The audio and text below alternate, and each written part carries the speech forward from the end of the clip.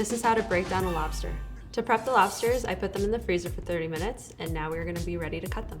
I'm gonna lay it right on my cutting board, flat. I'm actually gonna turn it, because I'm right-handed, and I want the face facing my right hand.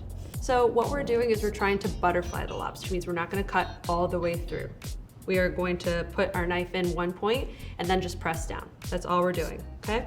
Make sure you have a sharp knife right through the head. We're gonna cut through. I'm gonna press down, and then I'm gonna press down 90 degrees. Don't be scared. Okay, so there's through the head. I'm gonna turn it around, and I'm gonna do the tail as well. Again, we're not cutting all the way through. I'm just gonna put the tip of the knife and just press down.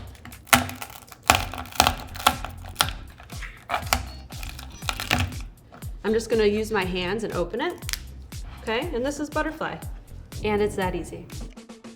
Are you looking for more product advice and wisdom from me? Or me? Or me? Hit that subscribe button or head over to thedesirecompany.com for more classes, how-tos, and reviews.